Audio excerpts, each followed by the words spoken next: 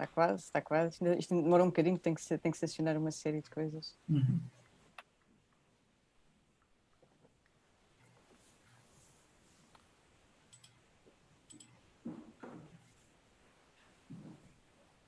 Ok. Sim. Pronto. Agora já estamos. Falar sobre a União Europeia. Já? Já. Muito bem, ótimo. Não, só interessa a parte que eu falo. Não. Uhum. Sim. Muito bem, ótimo. Então, muito boa tarde a todos. Muito obrigada, especialmente ao nosso convidado de honra de hoje, Sr. Ministro dos Negócios Estrangeiros, Dr. Augusto Santos Silva, a quem o Instituto agradece a presença, a disponibilidade de tempo. O modelo destes webinars foi criado pelo CAP, o Centro de Administração e Políticas Públicas, de forma a colmatar a lacuna que tínhamos neste momento em termos de reuniões e outras organizações de índole científica. O Centro de Administração e Políticas Públicas é presidido pelo professor Miguel Pereira Lopes, que está presente nesta reunião, naturalmente, e esta sessão, propriamente dita, foi organizada pela professora Carla Guapo Costa e pela professora Maria João Militão Ferreira. A nossa moderadora de hoje vai ser a professora Carla Costa. Dou naturalmente as boas-vindas a todos os que estão aqui presentes, a todos e a todas. Muito obrigada pela vossa presença, ainda que seja uma presença virtual, mas é muito enriquecedora para todos nós. O tema geral destes webinars foi a Europa em tempos de desunião, união, reflexões e perspectiva. Hoje contamos com um preletor muito especial e, portanto, estamos todos naturalmente muito ansiosos por ouvir o Sr. Ministro. No final, a professora Carla Costa dará mais indicações, mas haverá um tempo para perguntas e respostas.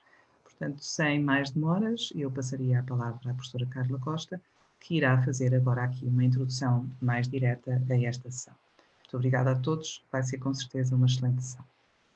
Muito obrigada, Alice. Bem, boa tarde a todos e mais uma vez bem-vindos a este ciclo de webinars dedicados à União Europeia, num dos momentos mais cruciais em toda a história do processo de integração. Nós iniciámos este ciclo de webinars no passado dia 17 de junho, refletindo sobre os 70 anos da Declaração Schuman, e prosseguimos no dia 24 com um webinar dedicado à presidência portuguesa da União Europeia, que, como todos sabem, se inicia no primeiro semestre de 2021. Continuamos no dia 8 de julho com uma sessão dedicada aos extremismos, populismos e outros ismos e terminamos hoje o ciclo com uma sessão dedicada à União Europeia num contexto de crise e para a qual contamos com um orador cujo prestígio político e académico garante naturalmente uma qualidade inexcedível.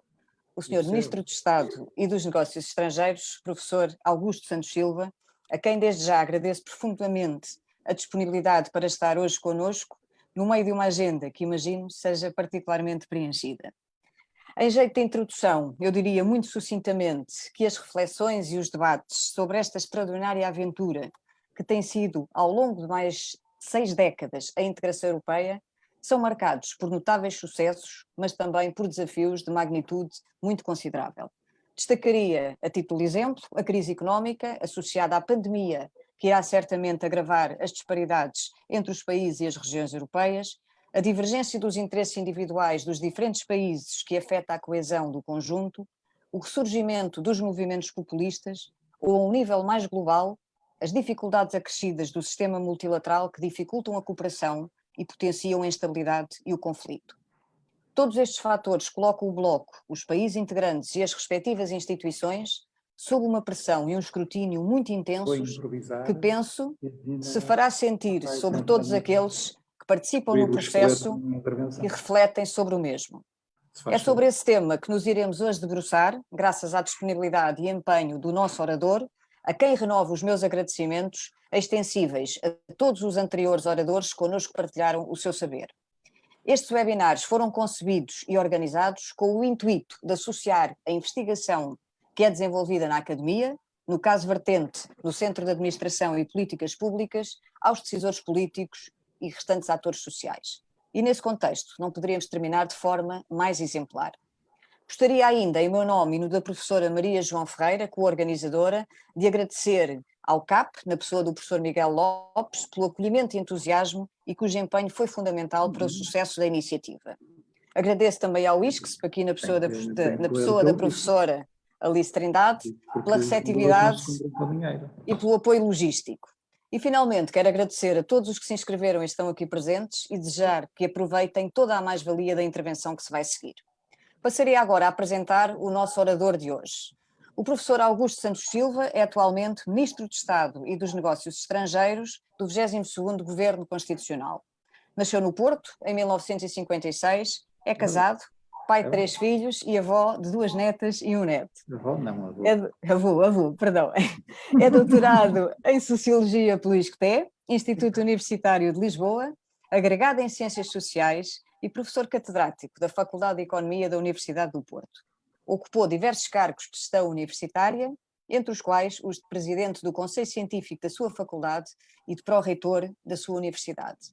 É autor de vários livros no domínio da epistemologia das ciências sociais, da sociologia da cultura e do desenvolvimento e do pensamento político. No que concerne a sua atividade política, é membro do Partido Socialista, tendo já desempenhado vários cargos governativos. Foi membro do 21º Governo Constitucional, como Ministro dos Negócios Estrangeiros entre 2015 e 2019, membro do 18º Governo Constitucional, como Ministro da Defesa Nacional entre 2009 e 2011, membro do 17º Governo Constitucional, como Ministro dos Assuntos Parlamentares entre 2005 e 2009, deputado à Assembleia da República e membro do 14º Governo Constitucional, primeiro como Secretário de Estado da Administração Educativa, depois como Ministro da Educação e como Ministro da Cultura. Senhor Ministro, muito obrigada mais uma vez, tendo por mote as palavras de Andrade Corvo nos seus Perigos, Portugal na Europa e no mundo, de que tudo é contingente e a força e a astúcia dominam, a palavra é sua. Muito obrigada. Muito obrigado, boa tarde pelo convite e muito boa tarde a todos. Eu proponho-me a introduzir as reflexões que queria fazer num período de 20 minutos, meia hora, e depois reservar a outra meia hora para as perguntas e comentários que entendam fazer e alguma resposta da minha parte.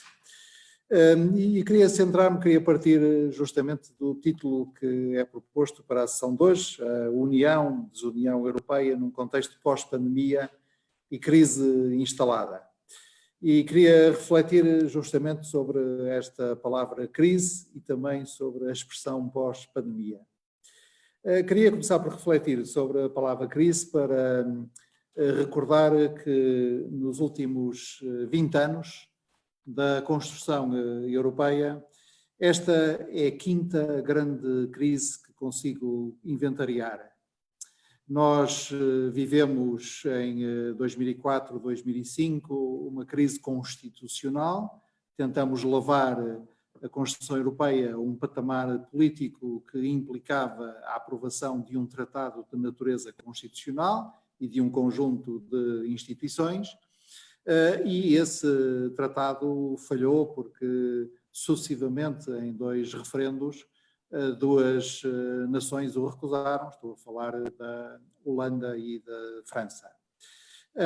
Essa crise pôde ser resolvida como crise institucional que era em 2007, através do Tratado de Lisboa e, portanto, através de uma nova arquitetura institucional para a União Europeia que preservou alguns dos avanços mais importantes contidos no projeto de Tratado Constitucional, respeitando inteiramente os limites que as nações europeias colocaram ao projeto de uma união política em sentido estrito e em todas as dimensões.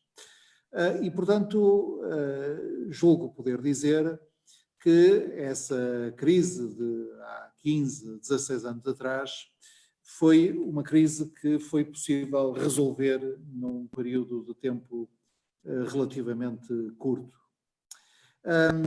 Já quando penso nas crises sucessivas, subsequentes, a primeira coisa que devo notar é que nenhuma delas está hoje completamente superada. As crises em que estou a pensar, as 4 crises que ocorreram nos últimos 10 anos, são, em primeiro lugar, a crise das dívidas soberanas em 2010, em segundo lugar, a crise chamada dos refugiados em 2015, depois a crise do Estado de Direito em vários países membros da União Europeia e agora esta crise provocada pela Covid-19 ou acelerada pela Covid-19. Não é habitual, quando nós procedemos a este inventário de crises, não é forçoso que todos nós falemos de 4 crises ao longo da última década. Alguns de nós falam só de 3, da crise financeira e depois da crise das dívidas soberanas, da crise dos refugiados e agora da crise da Covid-19. Eu faço questão, contudo, de falar em 4 crises e de esclarecer que a crise das dívidas soberanas é a dimensão crítica mais importante para o projeto europeu e, portanto, autonomizo-a em relação à crise financeira global de 2008. E queria muito brevemente explicar porquê. Porque isso tem consequências diretas para o tema de hoje. Em primeiro lugar, em relação ao que eu chamei a crise das dívidas soberanas de 2010, há 3 pontos que é muito importante terem atenção.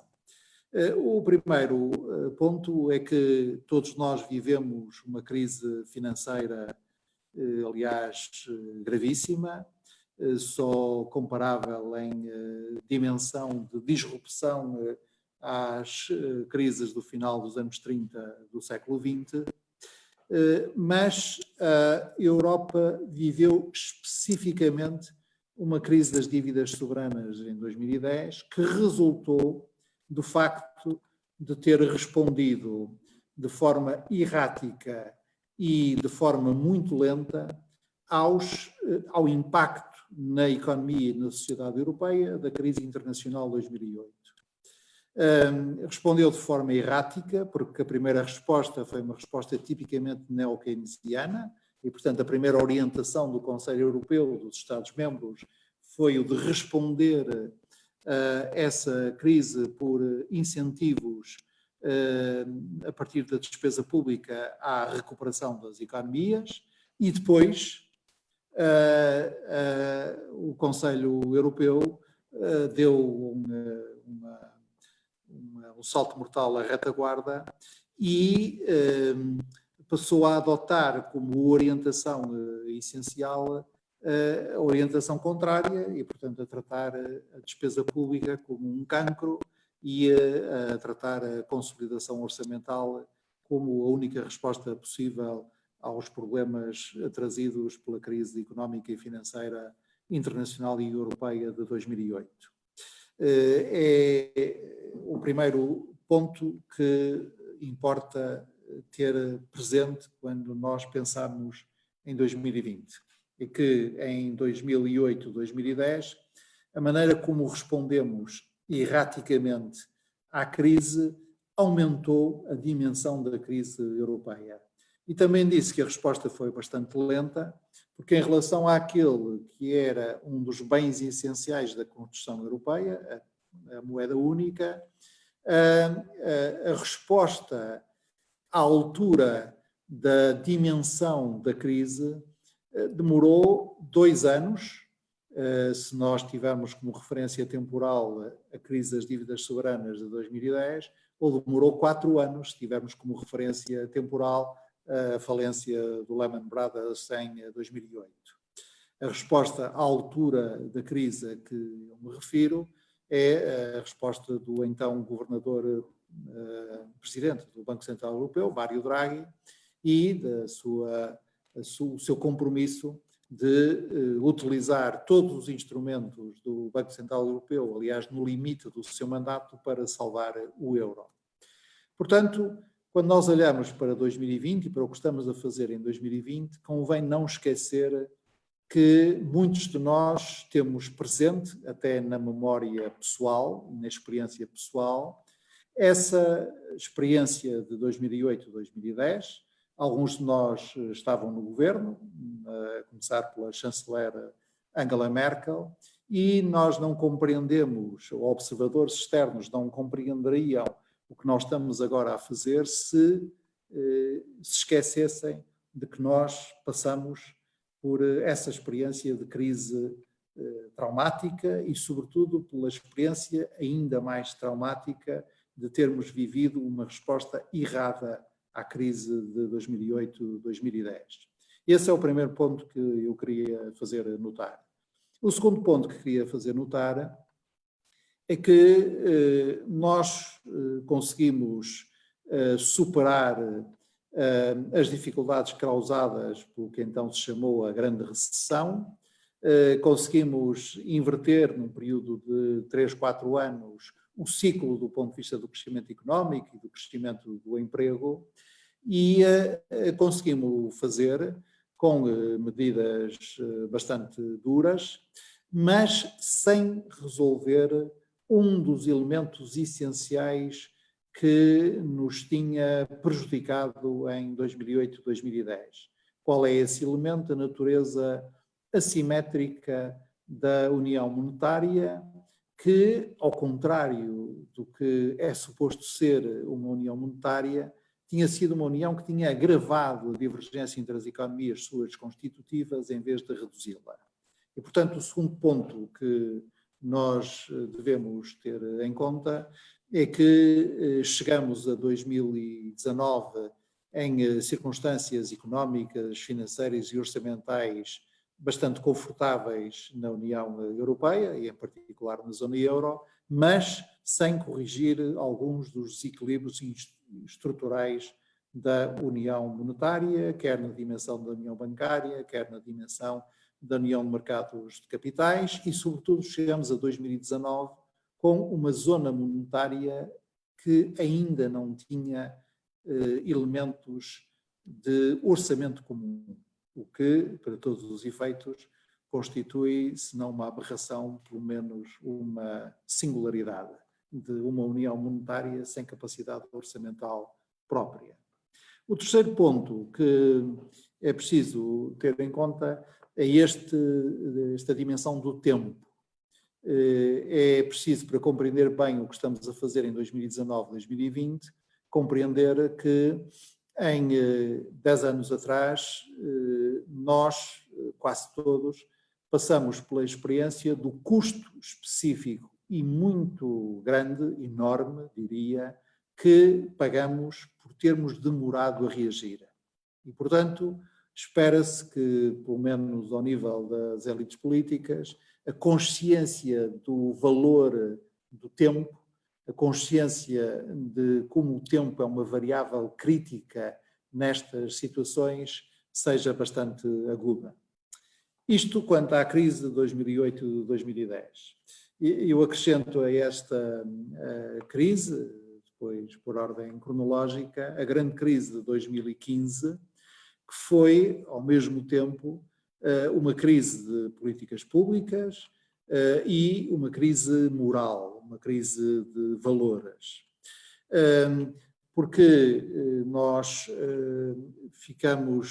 fomos confrontados com as consequências devastadoras para milhões de pessoas de uma guerra civil na Síria que não foi possível gerir politicamente. E a consequência mais evidente disso foi um fluxo de refugiados que a Europa não conhecia desde os tempos imediatamente posteriores à Segunda Guerra Mundial. E foi, portanto, uma experiência radicalmente nova para pelo menos 2 gerações de europeus e de dirigentes europeus. Mas foi uma experiência que exigia, mais uma vez, uma resposta rápida, uma resposta imediata e uma resposta conforme às responsabilidades europeias decorrentes da lei internacional, em particular do direito internacional humanitário, mas também uma resposta coerente com os valores europeus, os valores de natureza humanista e os valores de natureza de sociedade aberta e pluralista que caracterizam o projeto europeu. É conhecida a forma como fomos gerindo essa crise, designadamente a contribuição absolutamente essencial e única e solitária da Alemanha do ponto de vista do acolhimento dos fluxos de refugiados e também a enorme pressão que esse fluxo colocou, quer em países da fronteira externa a sul da União Europeia, quer de países europeus, embora não pertencentes à União Europeia, que o caso mais evidente tem sido desde então a Turquia, que ainda hoje tem no seu território 3.600.000 pessoas classificadas e classificáveis, segundo qualquer critério, como refugiados. Esta crise de refugiados, mais uma vez, é uma crise cujas dimensões mais agudas foi possível conter, por meios que podemos depois discutir, mas que está muito longe de poder ser considerada superada, porque as debilidades na estrutura europeia que ela pôs em causa, designadamente a incapacidade de resposta do sistema europeu de asilo a estas novas exigências, essas debilidades ainda não foram corrigidas e estão na presidência alemã da União Europeia em cima da mesa, como estarão na presidência portuguesa e nas presidências que se hão de seguir, porque tem sido muito difícil haver um acordo entre os europeus sobre o que deve ser a nossa política de migrações, o que deve ser a nossa política de asilo e o que deve ser a nossa política de resposta humanitária. Como disse, eu sou daqueles que acrescenta, entretanto, outra crise, a que chamei a crise do Estado de Direito, por uma razão muito simples e lapidar na sua simplicidade. É provavelmente esta a crise mais inesperada para os europeus. Se me dissessem a mim há 20 anos que a União Europeia se ia alguma vez confrontar com o facto de os regimes jurídicos, os regimes políticos e as decisões de governos em certos Estados-membros iriam levar a que nós tivéssemos que colocar em questão a conformidade desses Estados-membros com a natureza de uma democracia e de um Estado de Direito tal como concebemos na Europa, eu pura e simplesmente não acreditaria. Mas o facto é que isso sucedeu e, mais uma vez, essa é uma crise por superar.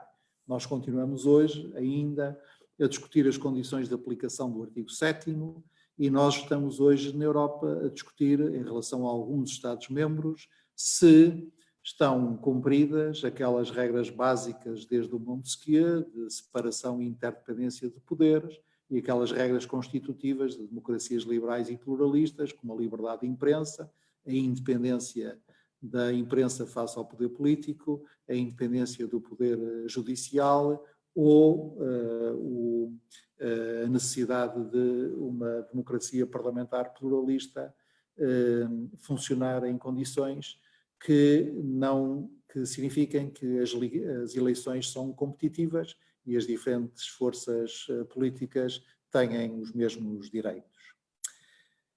Finalmente, temos agora esta crise provocada pela pandemia. É, em primeiro lugar, uma crise sanitária, em segundo lugar, é uma crise económica e social, provocada pelos efeitos da crise sanitária. Para todos os efeitos, nós paramos as nossas sociedades e suspendemos as nossas economias, e isso tem evidentemente consequências devastadoras sobre o crescimento, sobre o emprego e sobre os rendimentos das pessoas e até sobre a preservação do tecido económico e empresarial, mas é também uma crise que põe em evidência a debilidade da Europa em certas matérias críticas. Desde logo, põe em causa a capacidade da Europa de assegurar a provisão e acessibilidade de bens que os europeus consideram bens públicos essenciais e, portanto, bens que devem ser acessíveis a todos. E que vão desde as máscaras de proteção individual até outras dimensões da vida cotidiana, e que levaram e levam os europeus a pensar se nós não temos de refletir em relação, por exemplo, aos bens ligados à saúde, medicamentos, equipamentos e outro tipo de bens, se não temos que raciocinar em relação a esses bens, como raciocinamos desde os anos 50 em relação à segurança alimentar. A razão pela qual há uma política agrícola comum, que é um dos pilares da construção europeia, é porque os europeus entendem que as questões de segurança alimentar e de provisão alimentar e de soberania alimentar não podem ser deixadas apenas ao livre jogo dos mercados e, portanto, a política agrícola comum é um instrumento a partir do qual, através do qual, os europeus como tais asseguram a soberania alimentar da Europa, asseguram a provisão de alimentos ao conjunto da população e asseguram elevados padrões de segurança alimentar.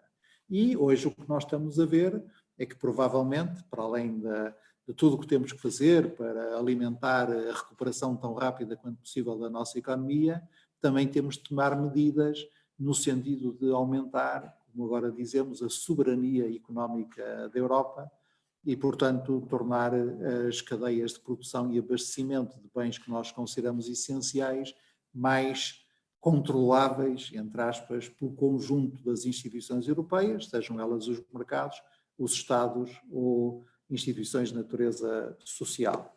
Portanto, eu estava a dizer isto não para fugir ao tema, mas para contextualizar o tema. Nós vivemos uma crise, não é a primeira vez que acontece, muitas crises foram superadas por avanços significativos na construção europeia, mas, se não erro, a última crise à data que se saldou por uma superação que significou um avanço na construção europeia foi a crise do Tratado Constitucional.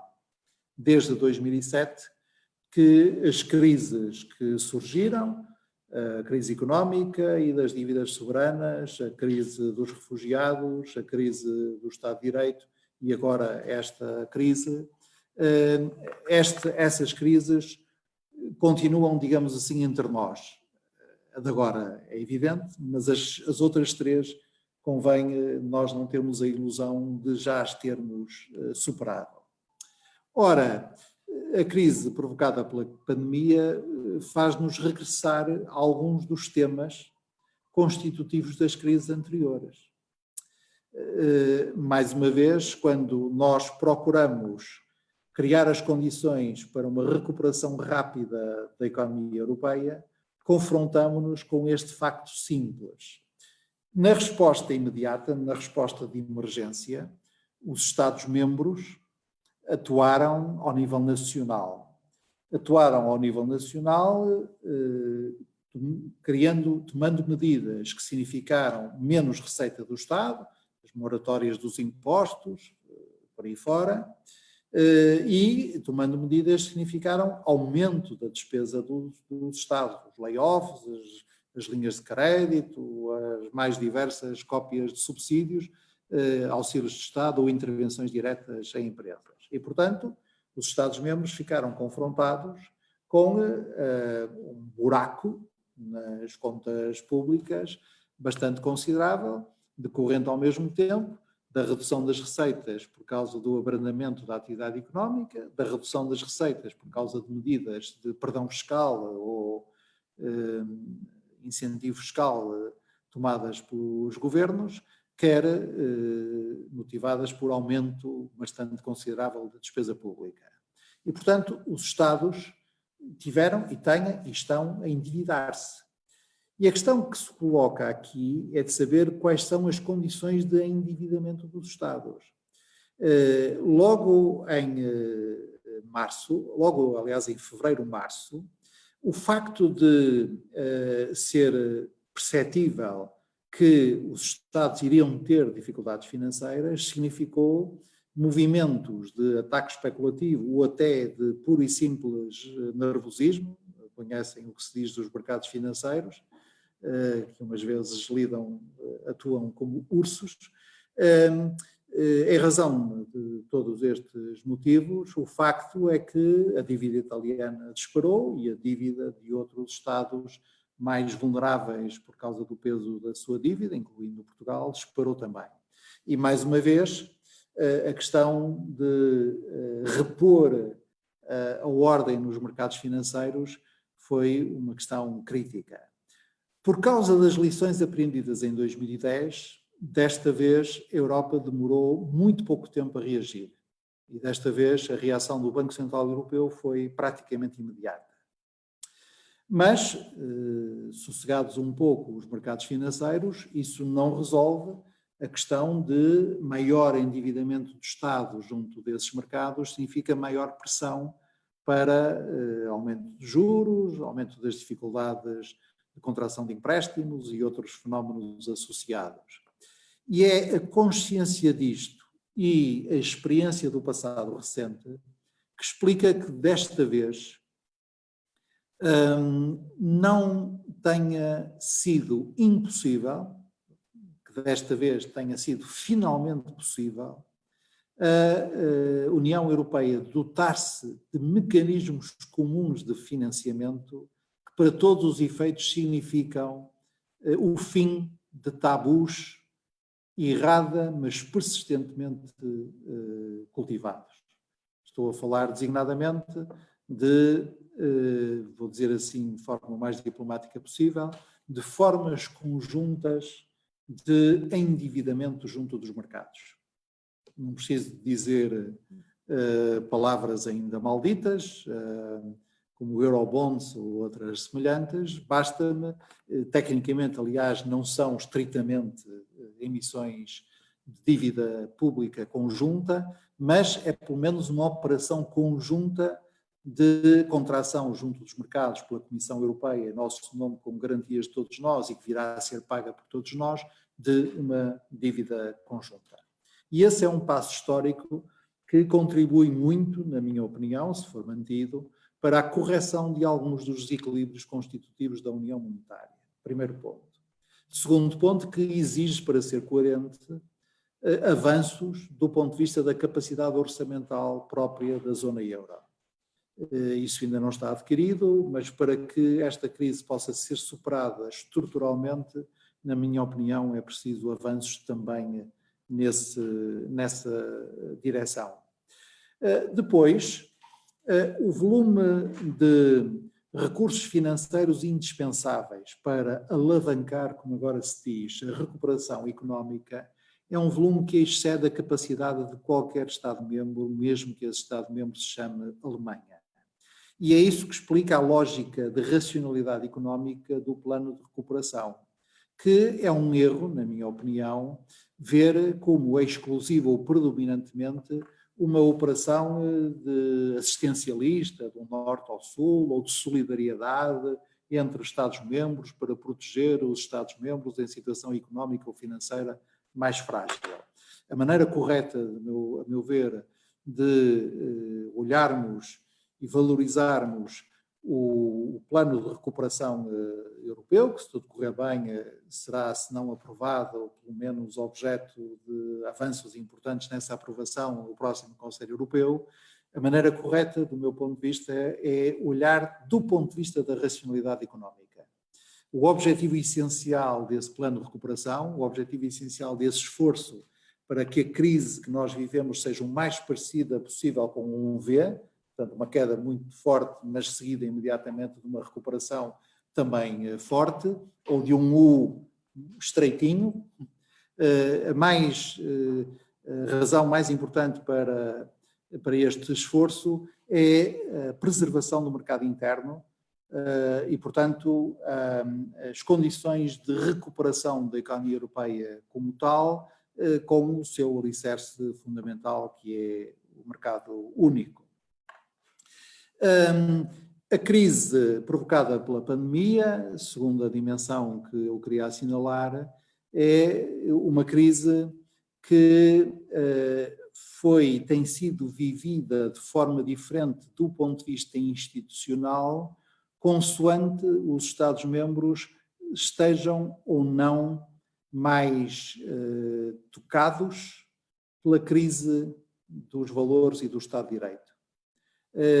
Nos países em que essa crise do Estado de Direito é mais evidente, a pandemia foi tornada rapidamente num pretexto para estreitar ainda mais o espaço público, para diminuir ainda mais a capacidade de escrutínio dos atos do governo, para reduzir ainda mais o papel dos parlamentos.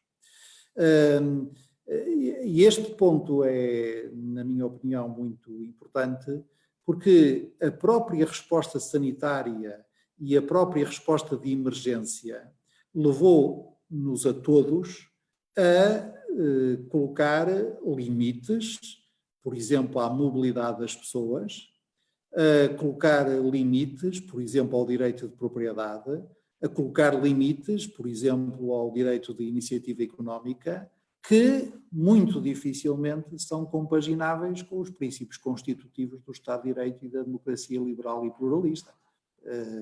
Nós tivemos que impor estados de emergência, chame-se como se chamar em cada um Estado-membro, durante vários meses, exatamente porque a resposta à crise sanitária, as razões de saúde pública, obrigaram-nos a fazer coisas como obrigar as pessoas, a confinar as pessoas em suas casas, impedir a circulação, obrigar ao fecho de estabelecimentos, intervir em empresas, limitar os direitos de propriedade, etc.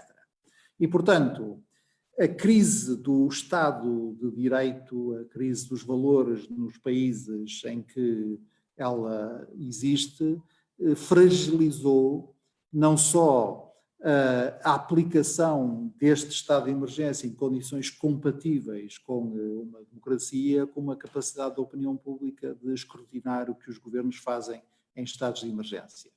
Eu sei que isto é mais fácil perceber noutros países que não Portugal. Em Portugal, o estado de emergência é declarado pelo Presidente da República através de um decreto presidencial que tem que ser objeto de consulta prévia com o Governo e tem de ser aprovado pelo Parlamento, e o Presidente da República português fez questão de tornar público que não só tinha havido esse processo de consulta prévia do Governo, como o Governo e o Presidente tinham trabalhado estreitamente na redação do próprio decreto, e o Parlamento português nunca parou, as competências de reserva absoluta da Assembleia da República em Portugal foram todas preservadas, etc., etc., mas Portugal está do lado mais das exceções do que da regra do que foi seguido durante o período de emergência, e de qualquer forma nós, quando isto passar, temos de fazer uma reflexão sobre a arquitetura legislativa e institucional e sobre a maneira como nós respondemos em democracia a processos de emergência desta gravidade, porque há algumas lições a tirar também nesse domínio desta crise. E depois, evidentemente, a pandemia nem resolveu milagrosamente o problema de migrantes e refugiados, pelo contrário, agravou, nem o fez, nem o tornou, nem o manteve na centralidade da agenda política e social que ele merece. Mais uma vez aí, a decisão portuguesa, por exemplo, de considerar que todos os requerentes de asilo ou requerentes de autorização de residência com processo em curso eram tratados para todos os efeitos, incluindo o acesso ao Serviço Nacional de Saúde, como tendo essa autorização concedida, e esse exemplo brilhou, infelizmente, pela sua singularidade. Eu teria preferido que ele brilhasse menos e fosse um exemplo mais canonicamente seguido em toda a União Europeia. E, portanto, a conclusão que eu quero retirar disto é que, na minha opinião, e neste contexto mais académico, nós, se evidentemente tivemos de meter mãos à obra e tomar uma série de medidas, que todas elas iam no sentido, primeiro, de salvar vidas, segundo, de melhorar a capacidade de resposta dos serviços de saúde, terceiro, de apoiar empresas, famílias e pessoas nos momentos mais críticos, e quarto, por lançar incentivos e planos para a recuperação. Portanto, se nós tivermos que meter mãos à obra, no contexto de uma academia, eu pedia muito que não perdessem a capacidade de algum distanciamento analítico própria dos académicos para pensarem neste ponto. Nós, para superarmos esta crise, não devemos perder de vista o que ainda está por resolver das 4 crises anteriores que identifiquei. Depois, há um elemento de otimismo talvez irrealista no título que me foi proposto, e este era o segundo comentário que queria fazer. Num contexto pós-pandemia.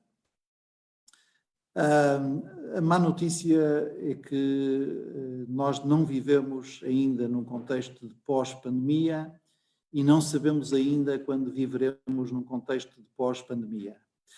À escala mundial, a pandemia agrava-se cada dia que passa.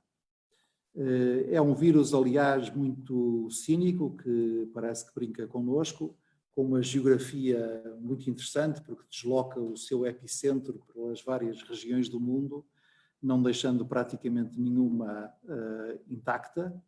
E agora o epicentro vive-se nas Américas, com alguns sinais que se viva também, esteja já a viver também no grande subcontinente indiano.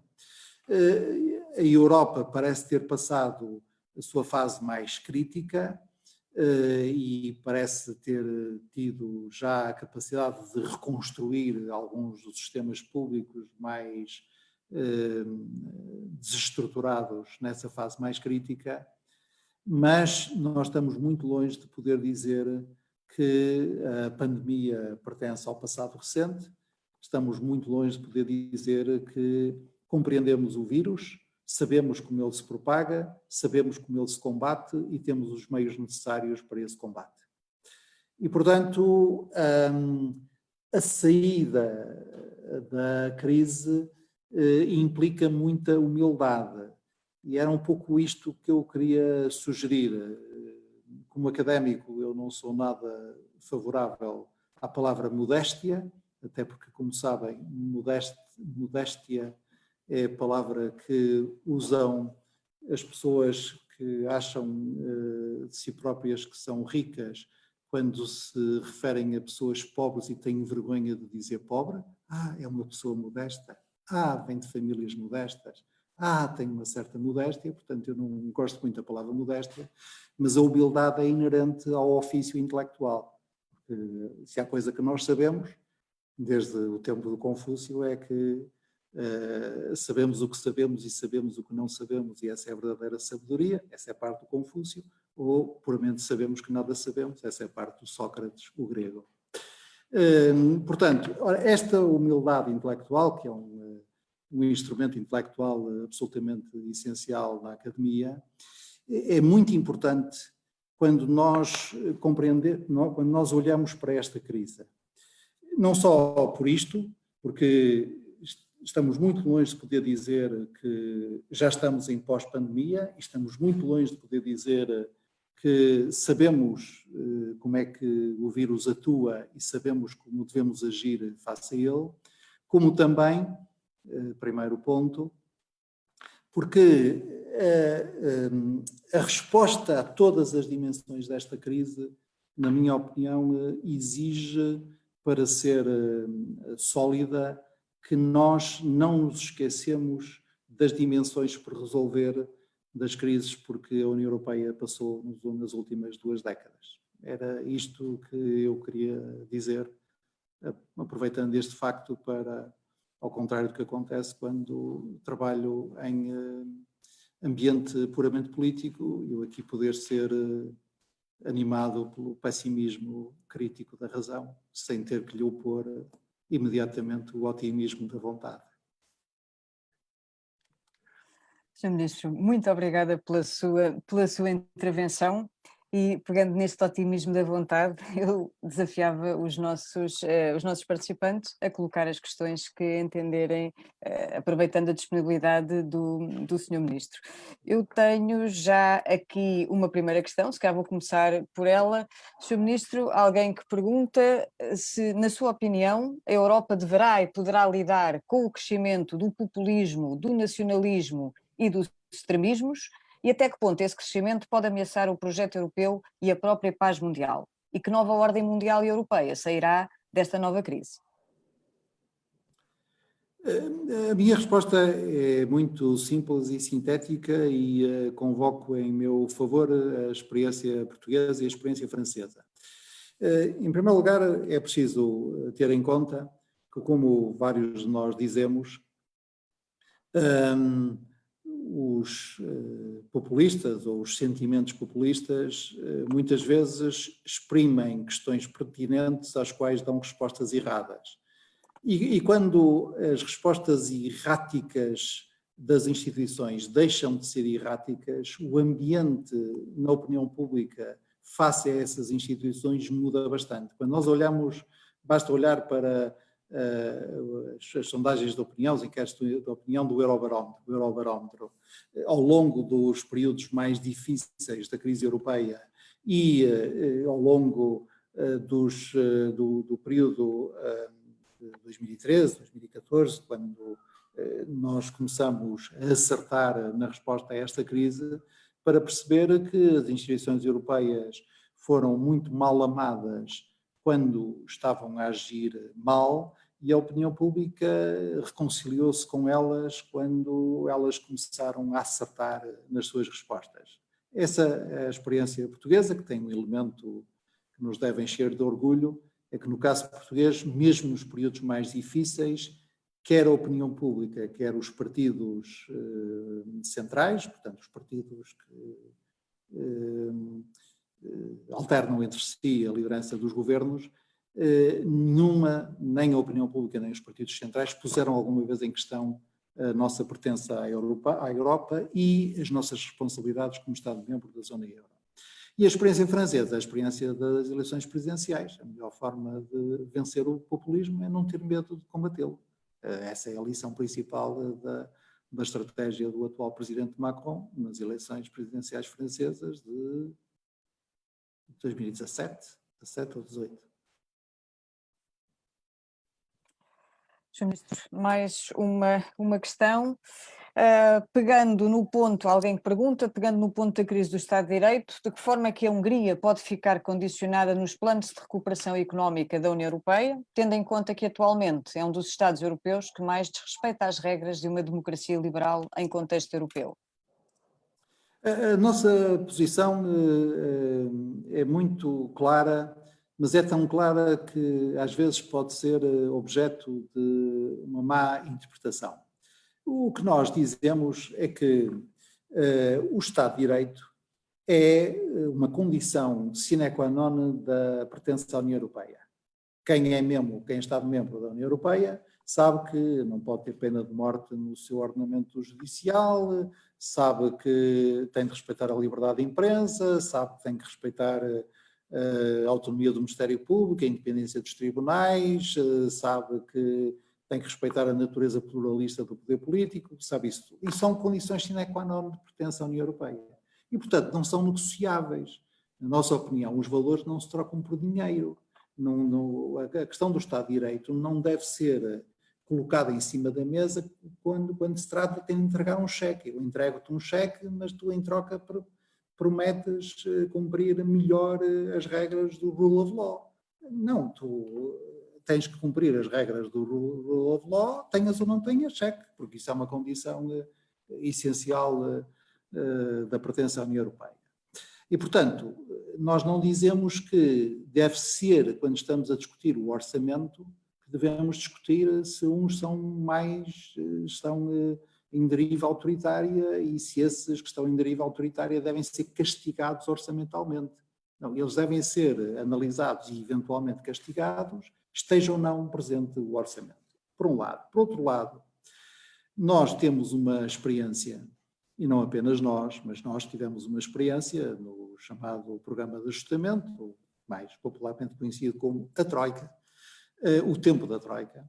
Uma experiência em que se formulavam, ou às vezes inventavam mesmo, condições cuja finalidade não era favorecer o nosso caminho, mas cuja finalidade era colocar-nos dificuldades. E, portanto, temos sempre muito receio, como há aquele ditado popular de gato escaldado de água fria tem medo, temos sempre não somos uns adeptos entusiastas desta ideia de vamos agora arranjar aqui uma lista de condições sobre condições sobre condições para quando se trata de distribuir recursos entre nós. Sr. Ministro, se me permite, iria colocar uma última pergunta. Nós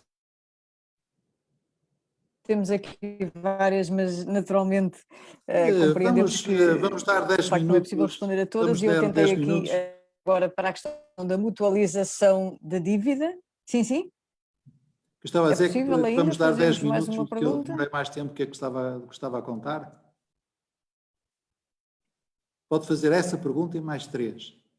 Ah, é? Ok. Ótimo, excelente, excelente. Muito obrigada. Então, a pergunta que eu tenho aqui, passando agora para a mutualização da dívida, e a questão que é colocada é de que modo pode a União Europeia chegar a um consenso interno de puxar por uma possível proposta de mutualização da dívida, quando esta União ainda não consegue chegar a um compromisso quanto ao plano de recuperação europeu? E se ainda acredita numa recuperação em V?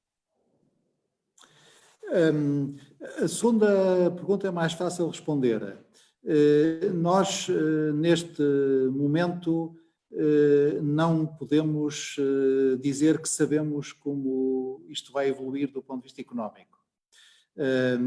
As previsões que se fazem vão sendo agravadas de cada vez que se fazem.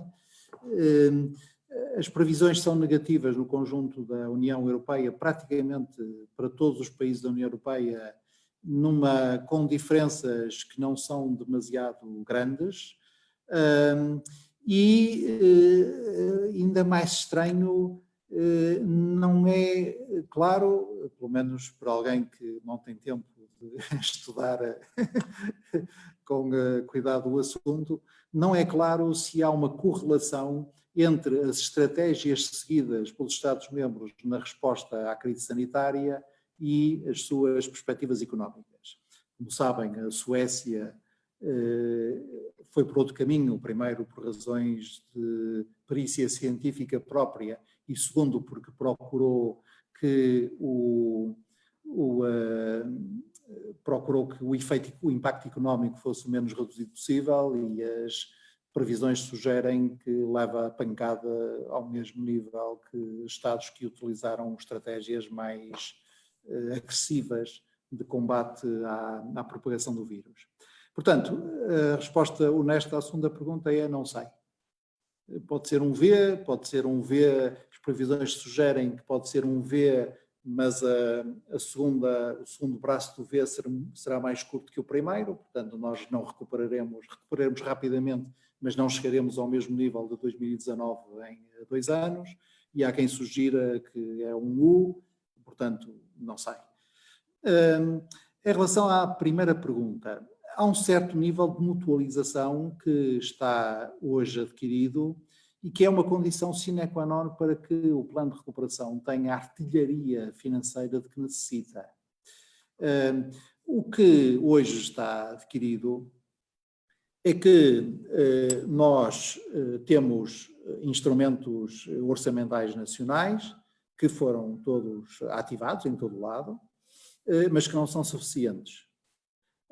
E por isso o Eurogrupo, portanto a Comissão Europeia, começou por propor e o Conselho aprovar a suspensão da cláusula do cumprimento dos objetivos de Maastricht. Portanto, não há limites para o déficit nem para a dívida que vigorem este ano, e muito provavelmente o mesmo acontecerá para o ano.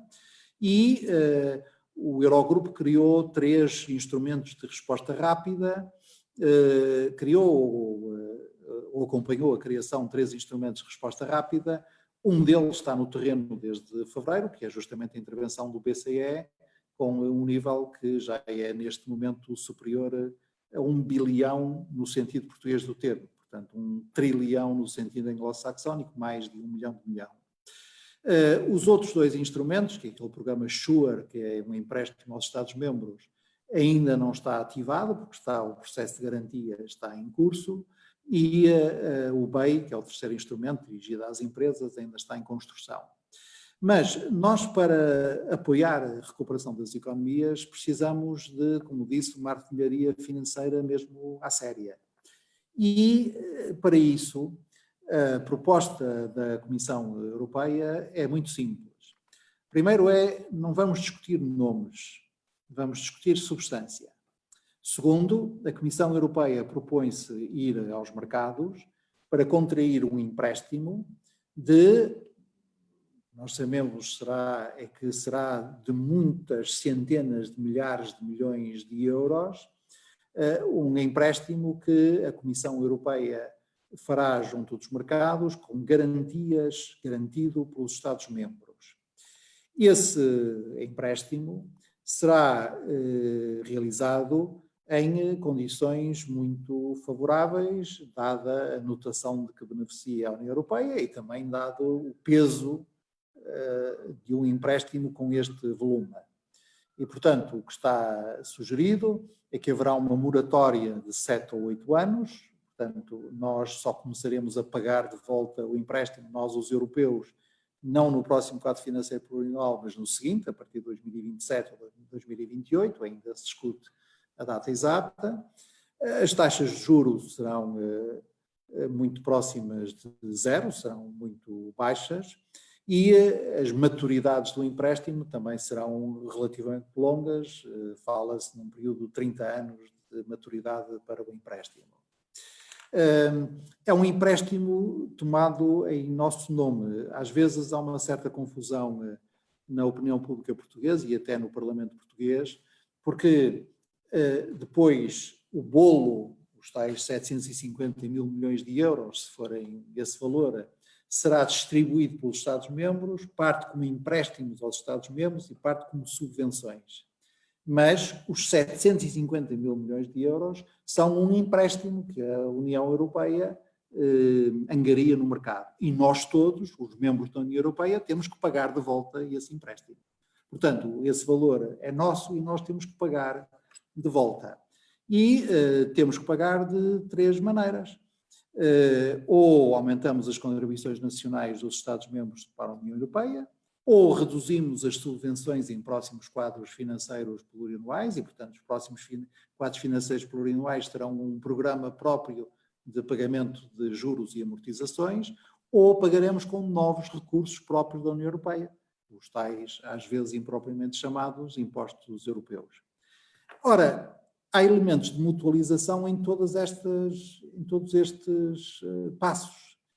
Não é mutualização em sentido estrito e, portanto, não lhe chamar Eurobonds é tecnicamente apropriado, tanto quanto eu sei, mas o meu conhecimento aqui é limitado, e, sobretudo, não é um novo normal, como agora se diz, que se institui na União Europeia. A base jurídica que nos permite esta operação é um artigo que diz respeito a respostas excepcionais a circunstâncias excepcionais.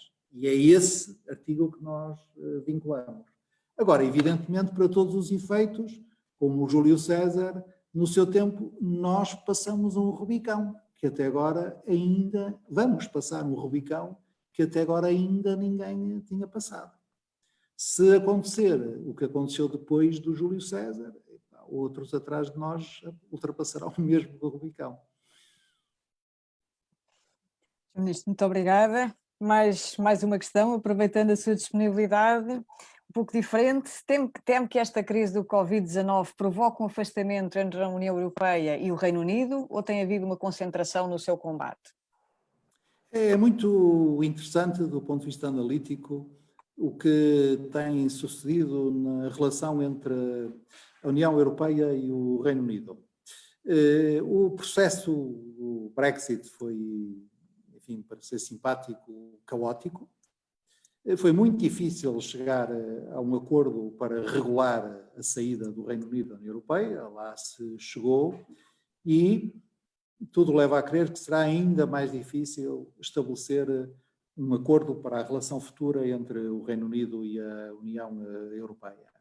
E neste momento, a única coisa que eu posso dizer é armar-me em comentador desportivo por 3 segundos e dizer, eu por mim aposto uma tripla. Embora saiba qual é o interesse de Portugal. O interesse de Portugal é que haja acordo. Um mau acordo, do ponto de vista do interesse nacional português, um mau acordo entre o Reino Unido e a União Europeia é preferível a não haver acordo. Agora, o que é interessante é que o Brexit significa um afastamento. Significa um afastamento do ponto de vista económico, significa evidentemente uma ruptura do ponto de vista institucional, até traumática. É a primeira vez que isto sucede, nós não estávamos habituados a isto, nós estávamos habituados a pessoas a bater à porta do lado de fora a dizer quero entrar.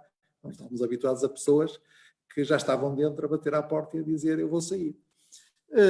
E é muito curioso, passemos esse parênteses, que os 2 artigos de que nós agora mais falamos no Tratado de Lisboa foram artigos que, quando foram metidos no Tratado de Lisboa, toda a gente achava que nunca seriam usados. O artigo 7º sobre o Estado de Direito e o artigo 50 que regula a saída voluntária da União Europeia por um Estado-membro.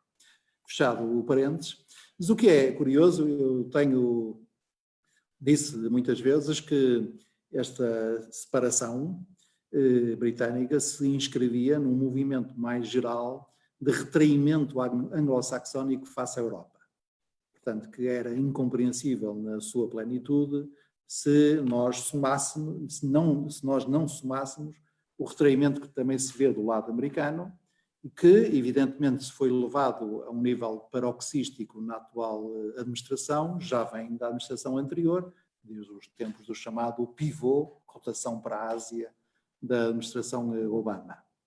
Mas o que é interessante, e que me obrigará, aliás, quando tiver tempo para isto, a revisitar a minha própria análise, é que, desde que o Reino Unido saiu da União Europeia, nunca, em circunstância alguma, houve uma dissonância entre a Europa e o Reino Unido em matéria de política externa e, pelo contrário, tem havido uma aproximação, eu diria mesmo um encaixe muito evidente.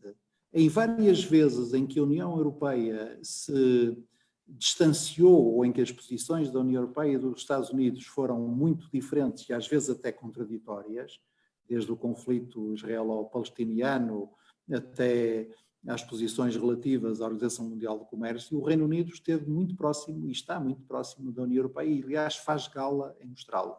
Portanto, mais uma vez, que a grande vantagem e uma explicação e uma razão pela qual nós precisamos de instituições como o ISCSP, a realidade é muito mais complexa do que a ideologia pensa.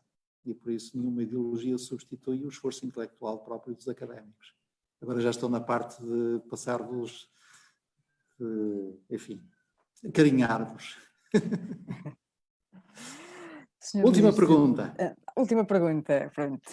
Temos aqui uma pergunta... Mais difícil que tiver aí. Eu acho que esta é muito difícil, sim, mas ao mesmo tempo vai-nos fazer bem. Alguém que diz, penso que a pandemia veio pôr a nu a mistificação da economia como um fim, mostrando que o bem-estar material e imaterial é que deve ser o horizonte de orientação.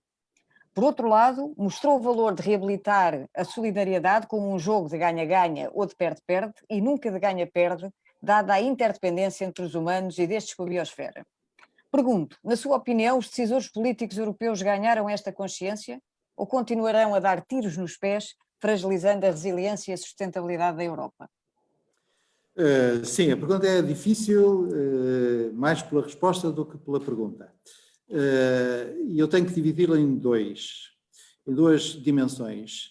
Que a crise atual dá ainda mais valor ao princípio da sustentabilidade e às suas consequências do ponto de vista das políticas públicas, não tenho a mínima dúvida.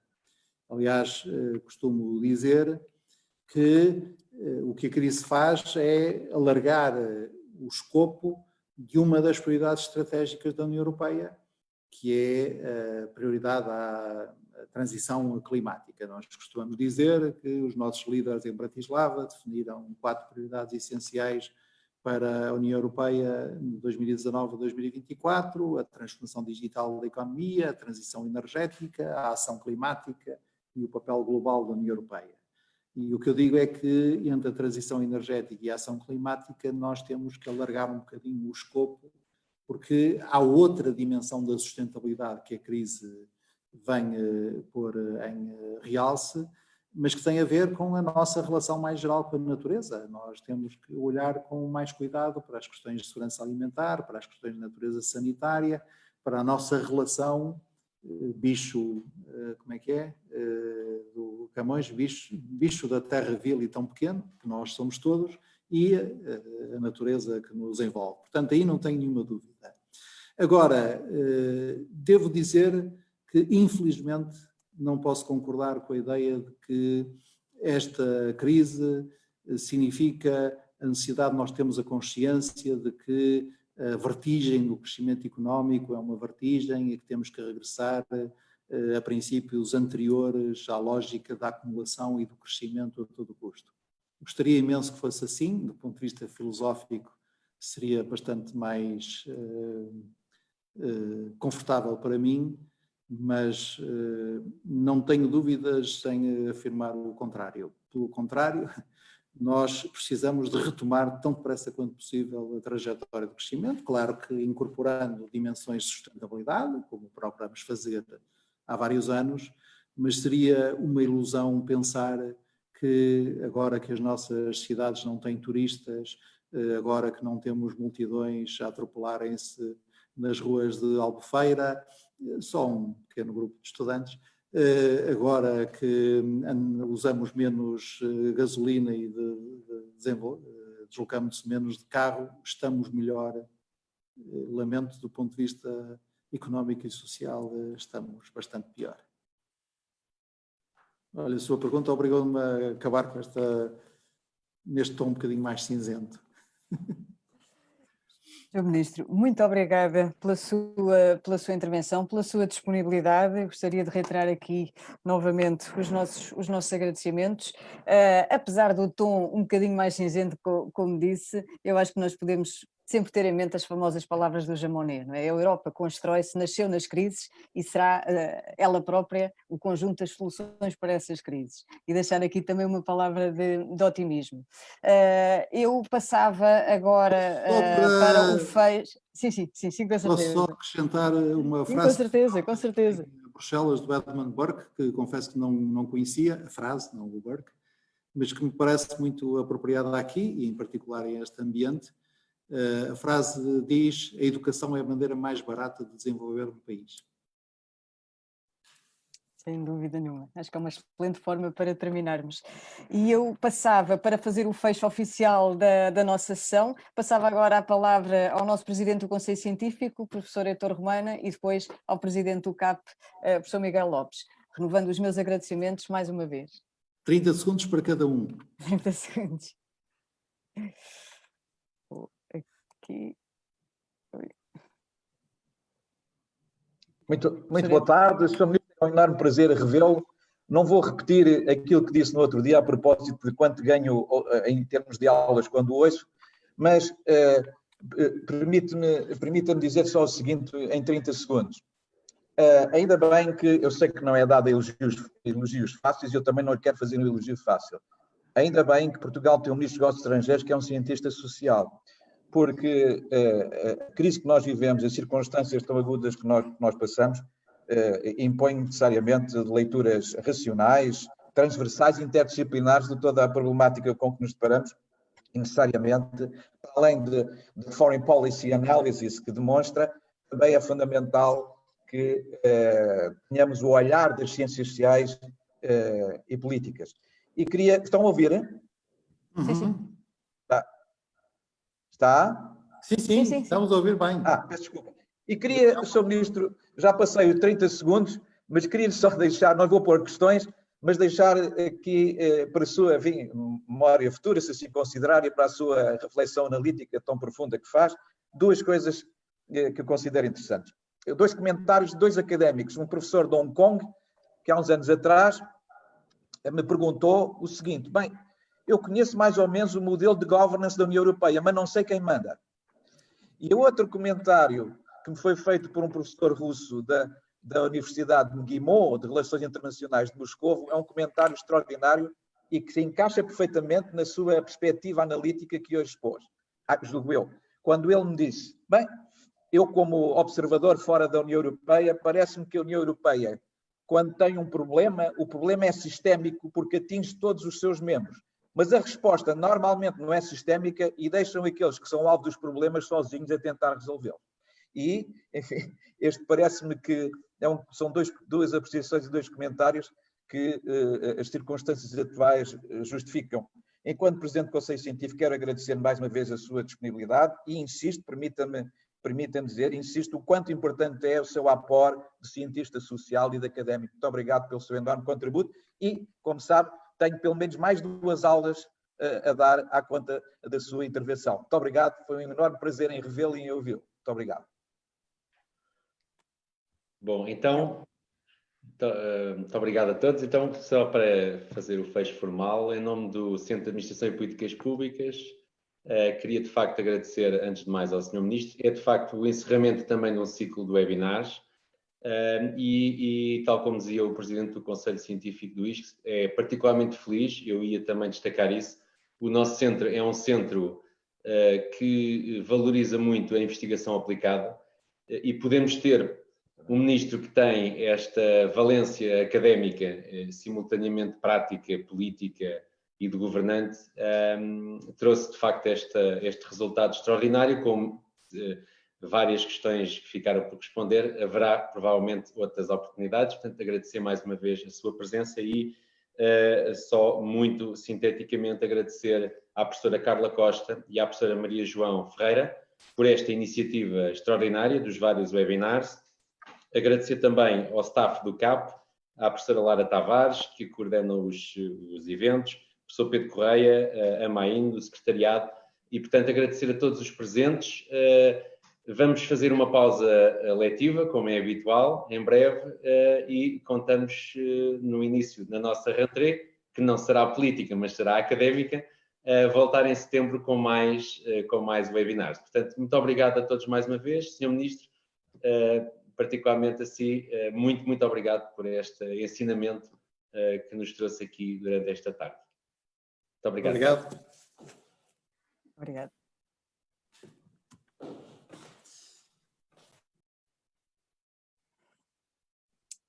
Bem, vou encerrar a sessão. Muito obrigada. Muito obrigada a todos. Muito obrigado.